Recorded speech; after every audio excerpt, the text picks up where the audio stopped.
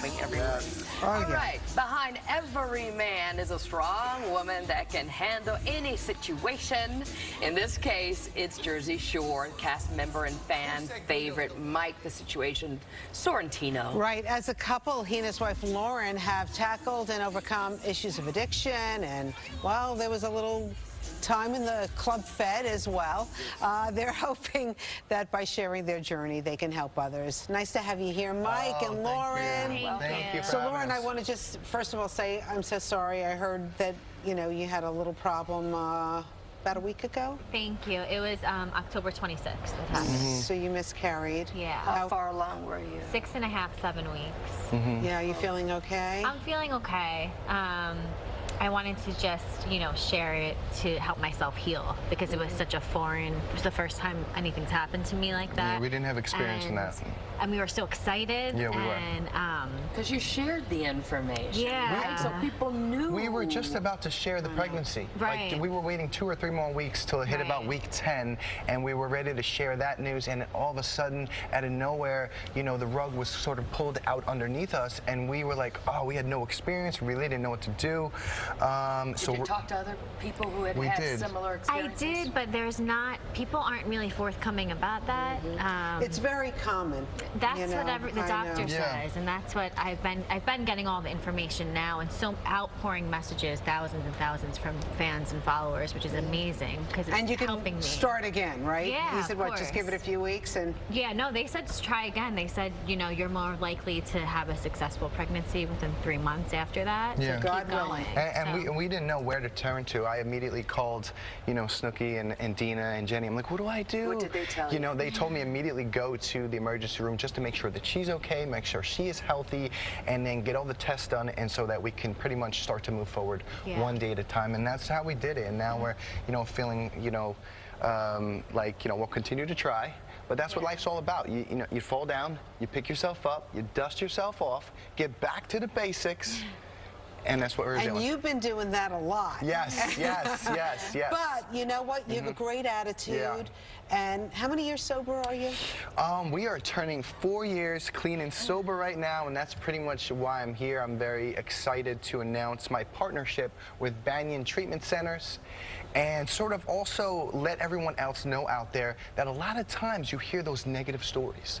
Right. I'm here to shed light on those positive stories, that in fact we do recover, okay, one day at a time, and it works if you work it. So what's your role going to be with them? Will it be outreach, or what is Both of us are recovery advocates, okay, as well as we are both speakers together. She has the side of the family side, and I have the side of going through it.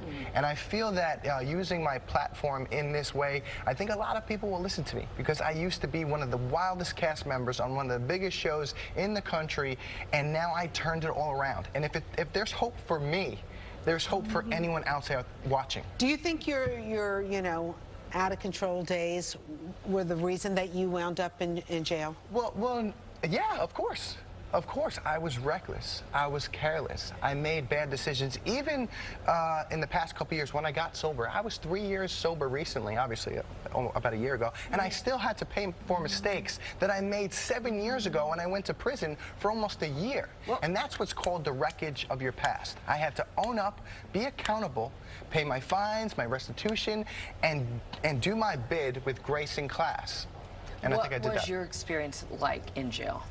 It was an uncomfortable experience because you're away from family and friends. You're not eating very good food. You're not sleeping in a comfortable bed. And after a certain period of time, it could start to eat at you mentally.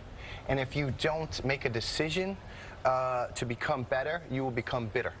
Did you ever have any, like, close encounters with anybody, be it a guard or another inmate? I was lucky that when I got there, people liked me. Oh. You know what I mean? So it could have went the opposite way, where I would have went in there and people may have not liked me. But I feel that I was very, I went in very humble, very grateful, and also owning up to my mistakes and being accountable. And I think sort of the public, I think, noticed that as well as the people in prison when they saw me. You were working out while you were there. Clearly, Yes. Your arms are like body is ridiculous.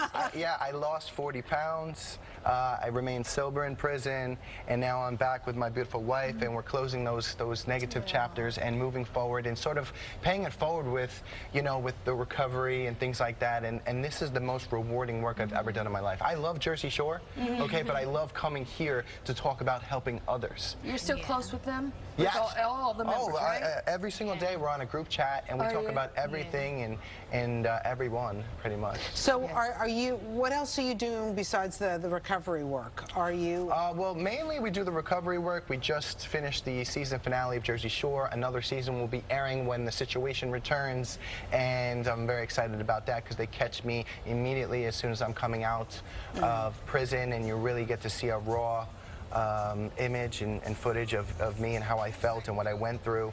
And being away from my wife for over a year, we had just gotten married, so good news is we just celebrated 1 year of our anniversary, so we focus on the positive. For you, Lauren, with him away? It was hard. It was very challenging, but we were able to communicate via email and phone every day, and I visited him every week on a Friday, so that was like my Friday night I would look forward to. And conjugal visits? No. I'm sure I would have wished, but no. But I just treated it one day at a time, like what he had shown me as an example of in recovery. Like that living has helped me through any challenge in life. And that's how we have survived our most recent challenge.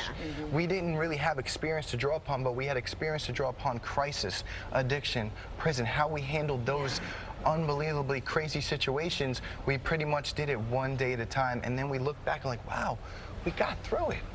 Mike, if people are sitting at home and they know someone, or maybe it's themselves who need a little help, where can they find? We have a hotline standing by for resources.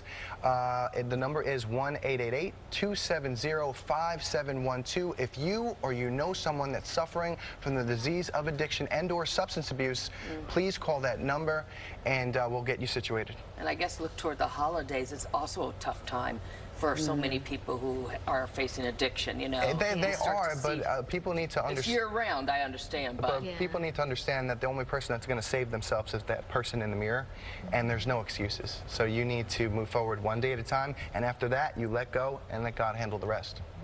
Thank you so much for coming on. All the best to you. Thank you. It's so good to see you guys. Good to see you, too. You look good. Oh, thank you. Very happy. Yeah.